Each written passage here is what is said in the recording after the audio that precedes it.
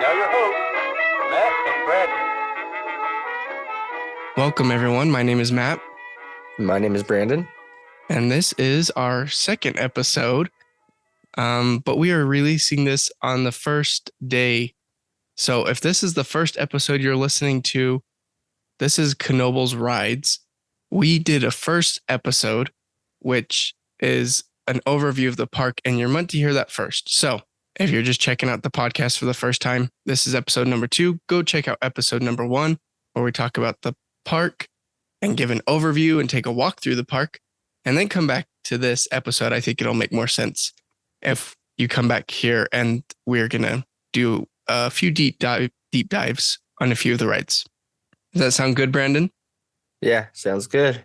So like I said, we're doing some of the rides from Knoebels, some of the standout rides, I guess you would say.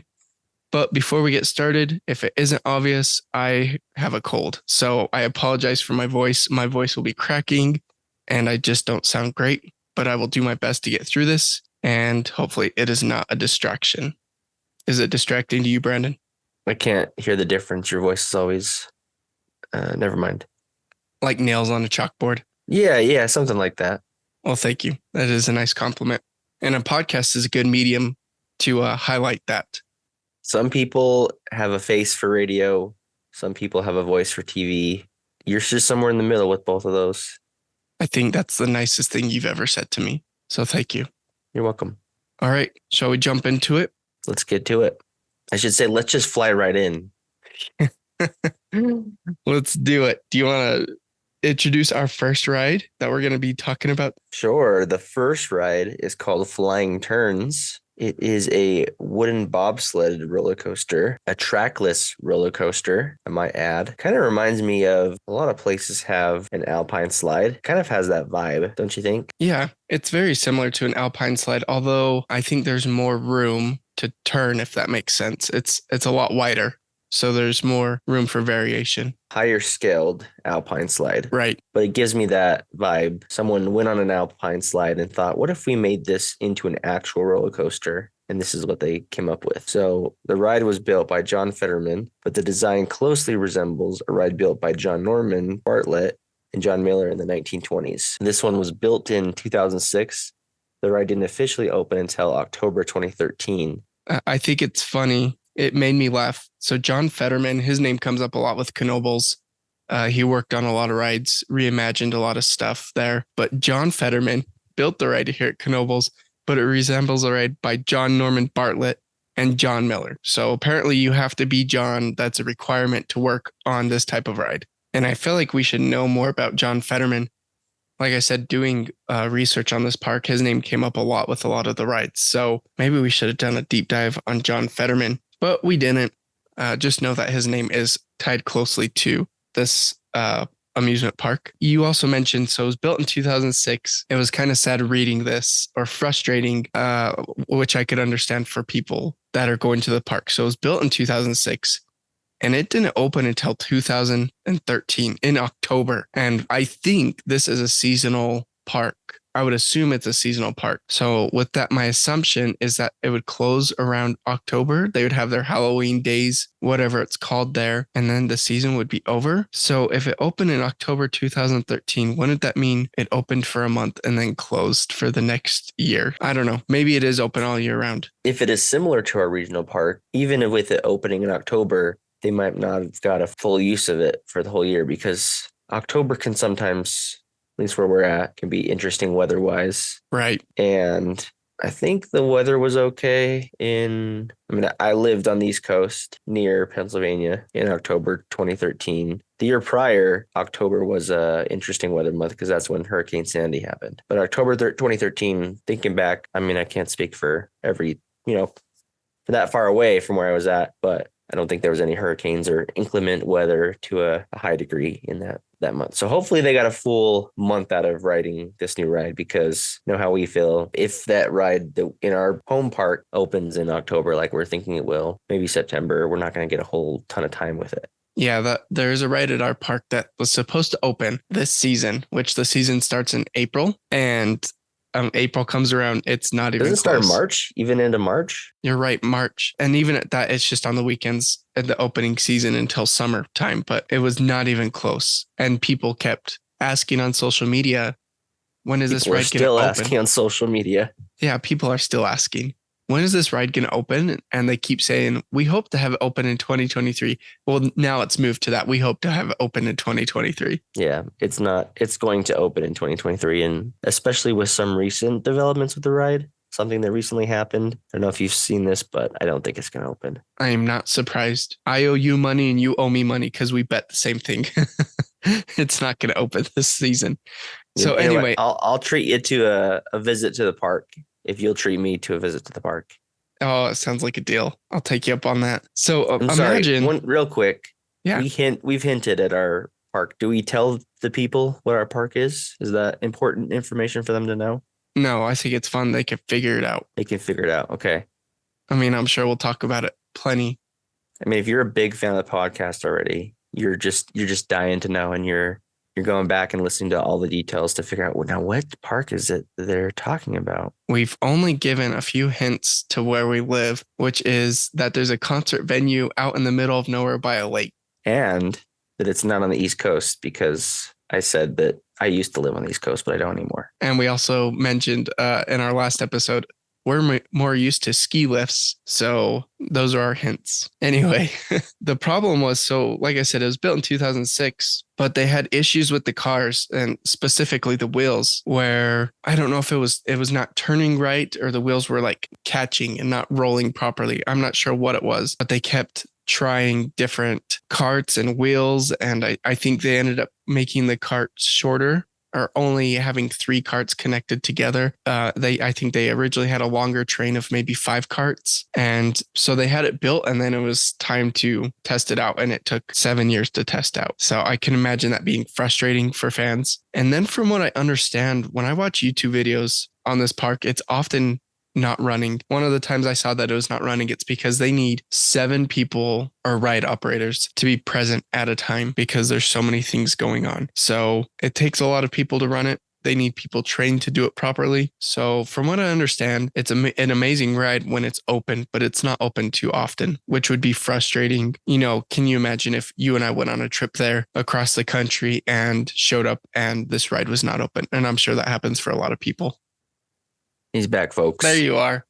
I was talking and I stopped to let you talk. And I was thinking, your face was still on the screen. And I was thinking, that was a pretty obvious like opening for you to say something. And you were just staring at me. So I'm glad you're back. Anyway, I was saying that it would have been pretty frustrating for fans to see this ride be built in 2000 or be ready in 2006, or at least they think it's ready. And they start testing it. And 7 years goes by that they just keep testing it. So that would be frustrating. And then from my understanding, this ride is often closed. So imagine you and I traveling across the country to go visit Knoebels and we get there and flying turns, which is an iconic ride there. Imagine we get there and that ride is closed. Yeah, that'd be terrible, terribly frustrating. You go fly on a plane all that distance and then you can't go in the fake plane, which this ride is made to emulate the feelings of flying. So I was reading recently in this book that I got about amusement parks and the history of amusement parks. And it was talking about the style of ride, how they wanted it to feel like what it's like to fly in a plane, because at the time, many people did not know what that felt like. In 2006? No, in the 1920s. Oh, okay. Yeah, in the 1920s, not as many people were flying around. And so this ride would give them a feeling of flying and turning these sharp turns, which you actually don't do in a plane. But if you look at the ride as we are right now, it's got wings on the side, and in the corners it has, I guess, kind of the designs I'd imagine on a military plane. It's got the star right in the corner, so it looks like a plane. Right. In that regard. And we should have said this, I guess, at the beginning, but if you have no idea what we're talking about, I strongly encourage you to go find a video on this. It's very interesting to watch. It seems like it'd be a lot of fun. The last few things to mention for this ride. In 2014, Flying Turns won the best new ride. I'm not sure if that's coming from the Golden Ticket Awards, or I think it is. And then it's part of for the Golden Ticket Awards, which is awards for amusement parks. It's ranked as one of the top wooden roller coasters, but it's not fair. It's for 2022 is ranked 28th. So it's in the running, but not really close to being one of the best. But for it being unique, I would say that's more of why you'd want to ride this. It's very unique. You probably never ride anything like this anywhere else besides what you mentioned, which would be an alpine slide, which again they're a little different, but kind of similar. But yeah, the uniqueness makes this one really stand out at Knoebels. And you can't control your own speed or start or stop, Right. similar to how you would on a alpine slide ride. All right. I think that's it for flying turns. We're going to move on. Phoenix is a top wooden roller coaster. Again, Golden Ticket Awards, but the difference is this is ranked. I'm looking back as far as 2006, and the highest it's been ranked, or the lowest, I guess, depending on how you look at it. In 2006, it was ranked 5th. But since In the whole world or in the whole states? in the States, actually, I don't know. I don't know if Golden Ticket Awards is just the United States or if it's the world. We're a theme park podcast and you don't know the answer to that. Correction, Brandon, we're an amusement park podcast. No, I should know more about the Golden Ticket Awards and I will learn more about it. I know it's coming up and I believe it's at Dollywood this year. But yeah, 5th is the lowest ranking since 2006. It is consistently ranked 3rd, 4th, 2nd, and 1st. And for the last 3 years, actually 4 years, but excluding 2020 because they did not hold the award. So 18, 19, 21, and 2022, it was ranked number 1 as the top wooden roller coaster. So it is another ride you have to ride when you go to Knoebels. And something that I think is cool. So the name Phoenix, they named it that because it rose from the dead. And what they mean by that is that it came from a defunct land or another amusement park, which is crazy. And we mentioned this last week. It came from Playland Park in San Antonio, Texas, which is not a short drive. So from Texas to Pennsylvania, they went to Texas, and the ride there was called the Rocket, which I find interesting. And they marked each piece one by one, took it down, drove it to Pennsylvania, and then, as the name suggests, it rose from the dead, Phoenix. So is it kind of similar to that theory with the ship? If it has been completely rebuilt, is it the same ship? Right. What's that theory called? Oh, I know what you're The talking ship about. of It's basically if you replace one part a year and you keep the part that you replace and you build another ship, by the time you've rebuilt the entire ship, which one's the original ship kind of thing. yeah. Yeah. So this roller coaster was designed and built by Herb Schmeck. What a great last name, Schmeck. Good old Herbie. And it opened in 1947 as the Rocket at Playland Park in San Antonio. It opened in Knoebels in 1985. And the crazy thing about this is they didn't have the blueprints for the roller coaster. So, like I said, they numbered each individual piece and then they took it to Pennsylvania and put it together in Knoebels. So I can imagine there was probably some mix-ups or frustration. I'm sure they had a really good way of tagging it, but can you imagine getting to Knoebels and the tags or whatever you used to write on the wood either rubbed off or the tag was gone? It's hard enough for me to keep track of something else I'm building when everything is labeled. So couldn't imagine doing that if things were not labeled. Can we stop watching flying turns and can we watch this instead? This ride? Oh, I apologize. I'm very distracted and keep thinking we're talking about flying turns. Here we go. Phoenix. Look at all those Cosmos ratings. So high. The speed is the highest. Except the height's the lowest.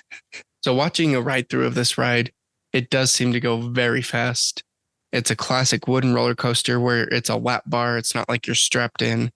So that gives it the sense of impending doom. Yeah, danger.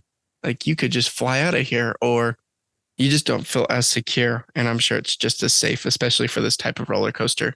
But from what I understand, what makes this ride so amazing is the airtime that you're constantly, because you keep going up and down these hills and going so fast. There's so much airtime where your butt is out of your seat. And a lot of people that write about the ride write that that's one of the best parts is the airtime. So, and there's even, if you watch the videos on YouTube, there's one person, I can't remember which video it was, but it honestly looks like the cart is flying off the track. Wow. So it's going up and down these like short little hills, and it looks like the cart is coming up, which is that's not going to happen because it's hooked. The wheels are hooked underneath, but it looks crazy.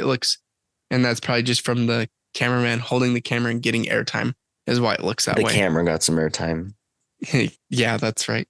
Maybe they should call it the air fryer and get some kind of a partnership going, get sponsored because of all that airtime.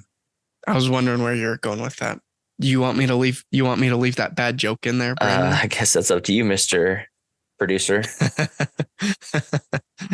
I'm leaving that joke in there. Now I'm embarrassed.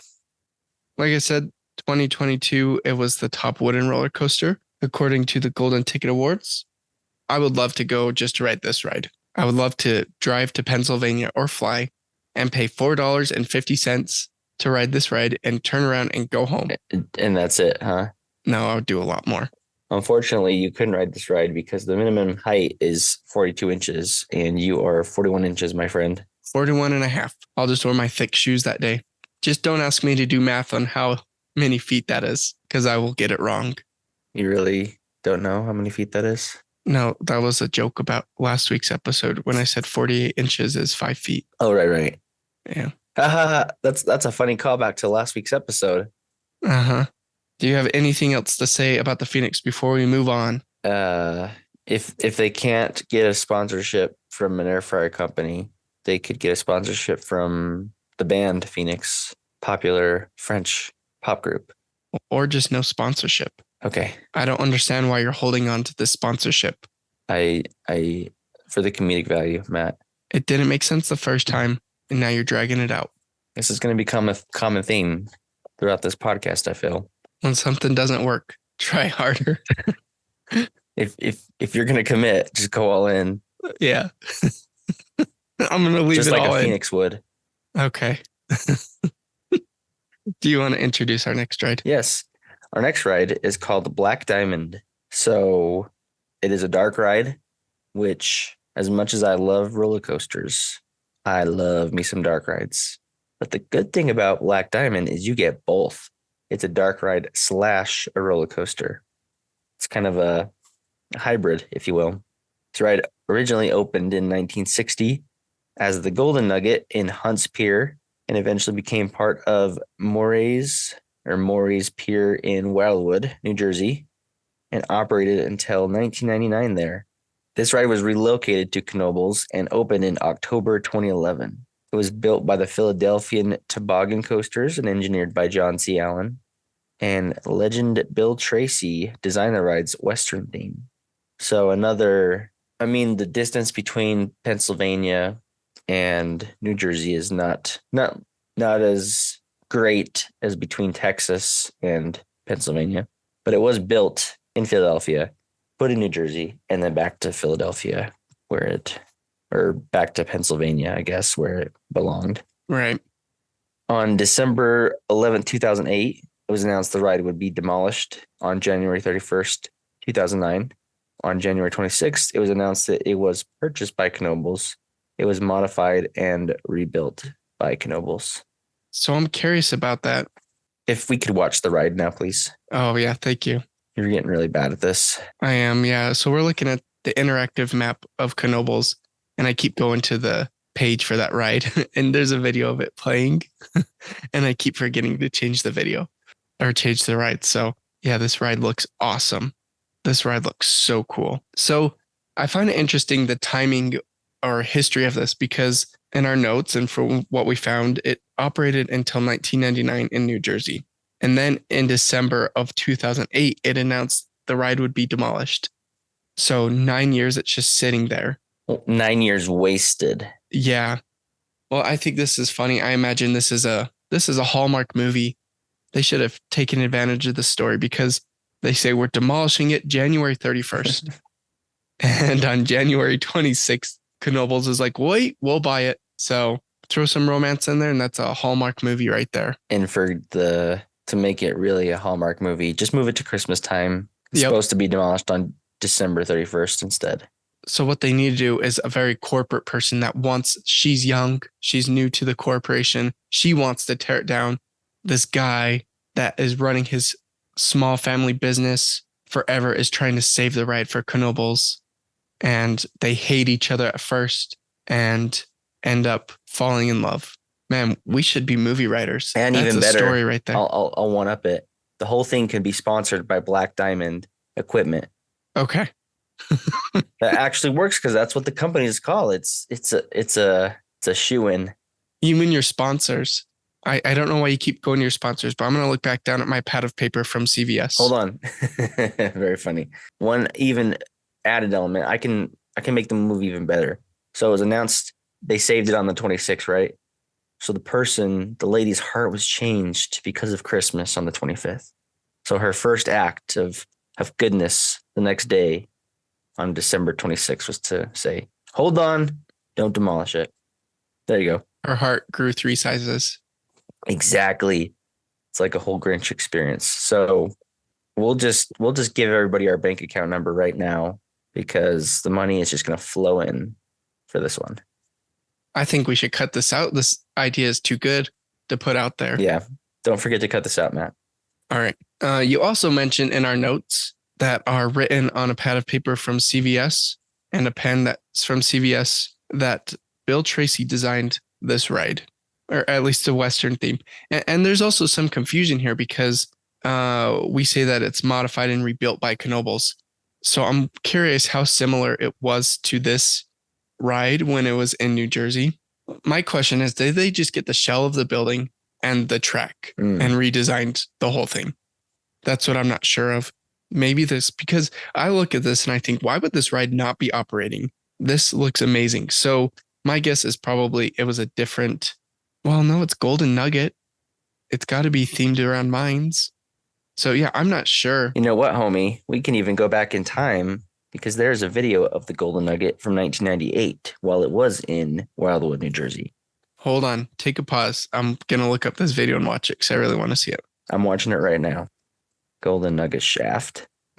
Shaft is such a bad word. So what's the consensus?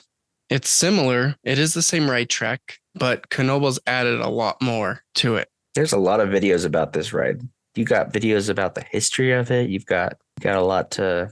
This could have its own episode. So this is the point of the episode where we say we did not do all of our homework, but you can do your homework, and I'm sure we will after we record this. Follow-up episode, potentially. Yeah, but you're right. Knoebels did wise up. They did not call it a shaft. They avoided that word. Do both versions, the New Jersey original version and this one, both have that legendary fake water effect at the very end? Oh, yeah. Fake waterfall. Who doesn't love that trick? Gets me every time. They also have the same spinning tunnel. I can't think of the word for that right now. It is very similar to, well, I guess this was in the notes, but this, like the flying turns, didn't open until October of that season. Oh, right. That's right. I remember writing that down and thinking that, yeah, October 2011. It opened at the end of the season. So maybe this is something that people have come to expect from Knoebels, is that if there's a new ride, you're going to get a whole month to check it out until you have to wait until the next year. So you better, maybe they just really want to drive people to the park in October. I'm going to say it's a marketing tactic. Well, let's take a look. Oh, yeah. Whoa. Hey. It's open all December. See, that's something we're not used to. What is this? Okay, so it's open all December, but it's closed until summertime or late spring, probably. So wait a minute. What is it like in December? Cold? No, but how does that work? Why are there rides open, or is it something, because this park again is free? Right. I'd imagine they don't run the rides they probably do it up until the October time, I'm assuming. And maybe not even a whole lot then, because it could be just a They turned the whole park into a haunted house. Yeah, it looks like in December. So October is Hallow Fun Weekends. It's just open on the weekends, of course, because school is in session. And then the end of November, so after Thanksgiving and all of December is Joy Through the Grove. So I'm curious if rides are operational. So yeah, they still got rides running in October. I feel like we need to move on, or you're just going to be stuck on Yes. Black Diamond. But I agree, this might be one of our favorite rides to really do a deep dive in and research because it looks amazing. How do we not talk about the puppet shows they do at Knoebels? Why didn't we talk about those? This feels like a miss from our last episode. Hey guys, guess what? Knoebels does puppet shows. I'm glad we got that out. Yeah. All right. Brandon, I think we're going to move on from Black Diamond. I'm sorry, I'm dragging you away. I know you just want to keep riding that ride. I do. I don't want to get off it, but I get it. We're going to go to a fan favorite, which is Haunted Mansion, Knoebels Haunted Mansion. And the strange thing about this is that, like I said, it is a fan favorite. Everybody loves it. But I honestly could not find a ton of information as much as I thought I'd be able to. And also the ride, because we can't go there, we have to rely on videos from YouTube. Well, we can go there. Yeah. Just not right now. We could go there, but we're not going to right now. Yeah. So watching the ride through, everything happens so quickly and there's so much going on that it's really hard to enjoy this ride on a screen. Some rides you get the idea of. You watch Black Diamond and you're like, that looks amazing. And I think it's captured well on camera. As long as it's a low light camera. Don't watch, if you're watching a ride through and it's pitch black, find one with low light camera. But yes, this ride is so dark. Everything is happening so quickly. A lot of flashing lights. A lot of flashing lights. Epilepsy warning. Yep. So it's hard to cover it. Luckily, there is a video out there. Again, a friend of the podcast, Jacob the Carpetbagger. Good buddy. Yeah. I've actually met him once at Legoland last year. And my whole family was on his video, not saying hi or anything. He does like shots of rides while they're going. And we were on one of the roller coasters and it was my family that rode by as he was filming it. So got to meet him, take a picture with him. Very nice guy. We like Jacob, but he was able to do a behind the scenes tour of this ride. So that's the best luck you're going to get with this ride. There's a lot of good information in there, but again, just watching it, everything happens so quickly. It's hard to, it's like a geography joke. You have to be there to get it. I will say this. It's a fan favorite, highly regarded ride. Seeing the behind the scenes does ruin the magic a bit. And you see that this ride is, how do I put this? I think the fact that it moves quick and has all the flashing lights and things moving, it makes it look better than it really does. Does that make sense? Because you don't see how maybe cheap. Some of the stuff is very old and cheap. Yeah. And that's not a slight. No. I think that's the point of the ride is it's got everything in it. And it's like a scary throw up. It's just a mix of everything. They've got all the tricks and anything scary you're going to find in this ride. Right. But at that comes at a cost of some of the stuff is just jimmy rigged and thrown together. And you miss that because it's going quick. But when you get behind the scenes, you're like, it's a little chintzy. But I think that's the allure of it. That's the fun of it. Right. It's not meant to be some, this ride's not sponsored like the other rides. Right. So they're making do with what they have. You're really going for the sponsor thing. And I appreciate it. When Jacob does the behind the scenes tour and the lights are on and everything, and the guy that's showing him around goes, and this is how this works. There is that like excitement, but almost disappointment of like, oh, that's how it works. Oh, it's just a staple. Okay. It's like this head turns on this wheel that's uneven, and that's why the head shakes so much. Yeah, it's connected to this water bottle that's been there for 15 years. Yep, things like that. So I guess what we're saying is this ride is something you just have to experience in person. What we can say about the ride is it it just celebrated its 50th year. And somewhere in the ride, there is a cake. You go through like a kitchen and there's a cake. And this year they decorated that cake for its 50th birthday. So that is pretty cool. But like I said, if you watch this on YouTube, it goes so quickly. There's so many things going on that it's hard to capture all of that. And then the behind the scenes video is really cool, but it also kind of ruins the magic. So Yeah, you see the sausage made and it might not taste the same after you've seen it. And for all of these rides that we're looking at, we've mentioned already, I have them up on my computer screen and they have Cosmo's rating. Cosmo is one of the mascots of the park. So they It's not a biased rating at all. no, maybe it's not. Maybe Cosmo's a tough rater, but they rate speed, intensity, thrill, height, and my favorite rating, nostalgia. So I don't know if other places have that as a rating, but this is Peak nostalgia. peak nostalgia. 5 squares nostalgia, not stars, 5 squares. Those are not squares. No, they're not. Pill shape. Well, don't point it out. They You don't wanted to know make that. the point that they're not stars, but they are squares. Those are not. They're definitely not They're squares. not rectangles either. What are They're they? not even ovals. They're They're a hybrid between they're flat ovals flat because they ovals. have rounded edges. Okay. Oh, we're starting to lose it. Let's wrap it up. Sorry, do you have a question? Oh, go Last ahead. question. There's a cake in the room. Yes. Okay. Another, ride that probably is going to make an appearance every episode of this podcast is the OG Haunted Mansion. Okay. They have a cake, Yes. if you will, in the fall to winter times Yep. of the ride. And there are smells. Yeah. Does this ride have a smell in the cake room? And if it does not, what are you doing, Knoebels? That's a good question. Let's get some fake cake smells in there. Who doesn't love the smell of cake? I don't know. Yeah. People that don't like cake, probably. No, even if you don't like cake, you like the smell. But yeah, that's a good I point. love the smell of cake like a fat kid loves cake. One last thing as we watch this video that's on the website that I wanted to point out is the oven monster. So there's a monster that comes out of the oven and he has one eye and his eye is actually a painted football, which I think is Yes. pretty funny. I did think that was interesting. Again, seeing the sausage made. All right. We are moving on to our last ride.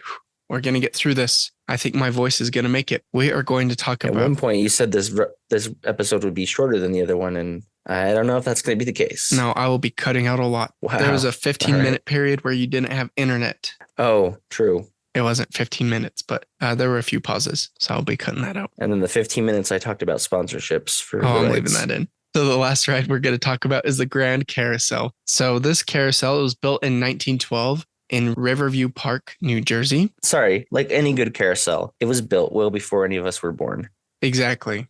Anybody on the earth is there anyone alive still that was born in 1912? I don't think so. Although like every now and then you'll see articles of like the oldest person alive in some very small foreign country. They're like 110, but they still wouldn't be alive.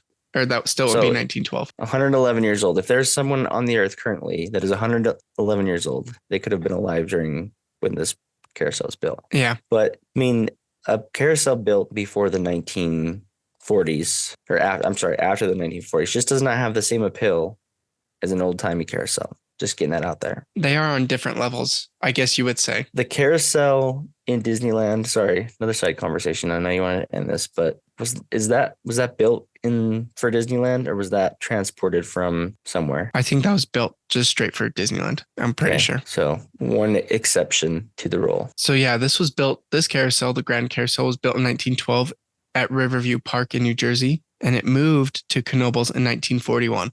There's another theme with carousels. All the old carousels and amusement parks around the country, it's like it moved here in the 1940s, 1950s, 60s, whatever, but it's never, I swear they're never at the original park. So that's just something I've noticed. And also another plug for Jacob, the carpetbagger. He's doing what he calls the summer of carousels. So even just this week, I mean, it's early August right now. I mean, September. Yeah, it's early Oh, yeah, when we're Yeah. recording. early August right now. But so in August, he did a video about, he's done quite a few, but he went to a carousel museum in New England. So that was pretty cool. And then Knoebels also has their own carousel museum, which is free. But yeah, this one moved to Knoebels in 1941. The horses were carved by Charles Carmel, What a great last name. Oh, maybe he pronounces it caramel. We're getting a lot of names of people in this that we have no idea who they No. are.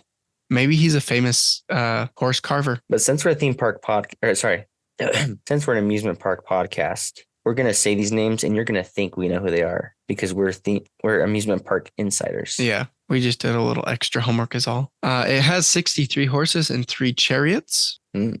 And what makes this ride unique is that you try to grab the brass ring while riding. If you get the brass ring, you get to ride for free. Now, this we mentioned last week seems like a recipe for disaster. I don't understand how people aren't hurt on this all the time. There's this arm that sticks out that holds these rings. It's 1 ring at a time. And as you go by, you reach out as far as you can and you grab that ring. How is a ring never snagged and like ripped somebody's hand off or finger off? Or I don't, and I searched for injuries and I could not find any related injuries, but it just does not seem like a safe idea to ride around on a carousel and reach out and grab a ring from this, it looks to be like a wooden arm that holds these rings. So yeah, I couldn't find any injuries. Yeah, typically 99.9% of rides tell you to keep your arms, legs, and everything inside the ride at all times. This ride is the one exception in the world. It says, please try to grab this ring. Stretch your arm out. Another detail we don't want to leave out about this carousel is that it is accompanied by 3 different organs, which is pretty cool. That's something I never really thought about with carousels, but I think that's a big deal actually, is the organs, the music playing. So at our amusement park, our local park, I don't know if there's an organ, but there definitely is a carousel there that's from, I think earlier 1900s, but I'm not sure. Also, the nostalgia square, circle, oval thing is at the max on this Cosmo one. gives us 5 nostalgia squished ovals. It's a pill shape. It's a pill shape. It does look like a pill. That's what it is. I give this 5 pills. 5 thumbs up. Do you know the difference? And I don't know if I'm even sure anymore. I used to be sure, and now I'm not. Do you know the difference between a carousel and a merry-go-round? No, I don't. So I'll tell you what what I used to think. And I'm pretty sure it's right, but there might be exceptions. My thought was, what I had heard is a carousel is all horses and a merry-go-round is all animals. So the interesting thing is at our local amusement park, it says in one area, it says the carousel, but on a sign, it says merry-go-round. So I think like on a map, if you look, it'll say the carousel, but if you get up to it, there's a historical sign and it mentions merry-go-round because there are a bunch of animals you can ride on. So I don't know how strict people are about that. For some weird reason, I'm the type of person that jumps onto those things and holds onto them like, no, this is a carousel, or no, this is a merry-go-round because of this. Yeah, you're the kind of person people love to have around. Yeah. I don't know. Yeah. Oh, that's so funny because I totally recognize what you're saying. And I do that kind of thing. I just can't help it. So that's just me. Matt is a great person to go to a theme park or amusement park with. And there's another thing. Make sure you correctly identify whether it is an amusement park or theme park. Yeah. Because he will correct you. No, that one's not so big to me anymore. It's just that everybody says theme parks now when they're describing amusement parks. You know something crazy about your comparison of the merry-go-round and the carousel? I found something that says they're synonyms. Oh, did you? Yeah, from the ultimate source of all, Merriam. Well, Merriam can go to hell. Merriam-Webster is the definitive, unlike Wikipedia.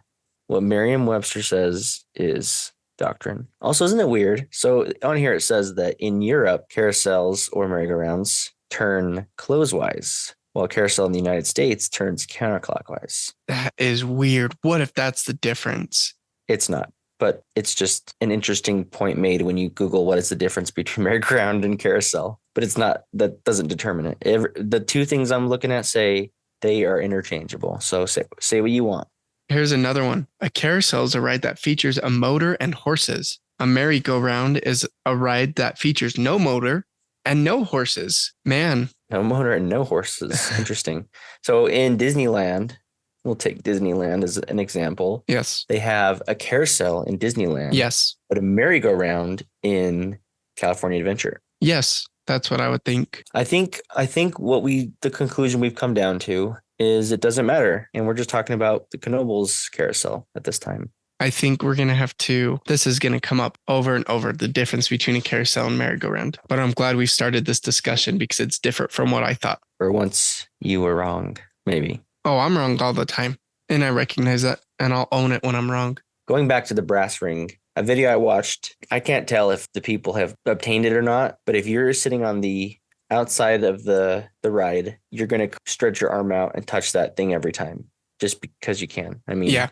As I said, this is the one ride in the world they encourage you to stretch your arm forth outside of the ride. And yeah, if I was given permission to do that, I'd definitely be doing it every time. Me too. Like when we were young, and we were starting to grow and we could finally touch the ceiling or the threshold of a door or whatever. I mean, you're going to do it because you can.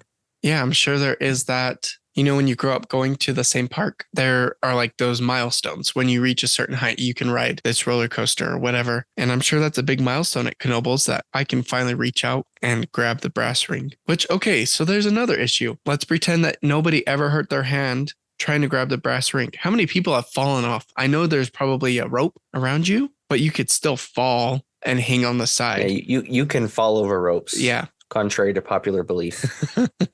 So I'm just curious how many injuries there are and why I couldn't find any stories of people being injured on this ride. Maybe you sign a waiver when you first go on that if you're injured, you can't go to the press about it. Yeah, maybe. But maybe even if you don't get the brass ring, if you are injured on the ride, I'm sure they give it to you for free. You'll save that $2.50. Probably. And if you don't get hurt and you don't get the brass ring, well, you can just go to I don't know if it's in the Carousel Museum or if it's in one of the shops, but you can go buy one of the brass rings and it comes in like a little case that explains what it is, which is pretty cool. So that's a cool souvenir to have. So you can pretend that you got it on the ride, even though you didn't. Yeah, that's something I would do as a kid.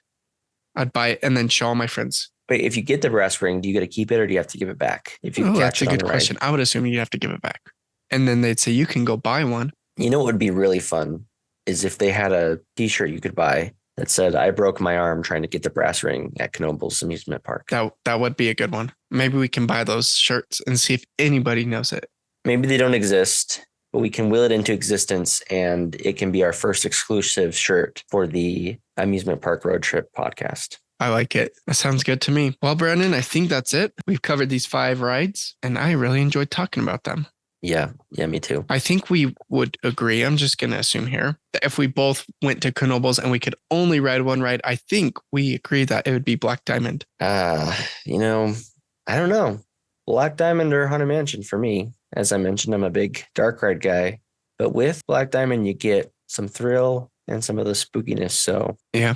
But Haunted Mansion is iconic. I don't know. It's a toss-up. Okay, if we went and we could only ride 5 rides, I think we'd probably both ride Black Diamond in one of those 5 rides. If we could only ride 5 rides, it'd probably be these 5. Yeah.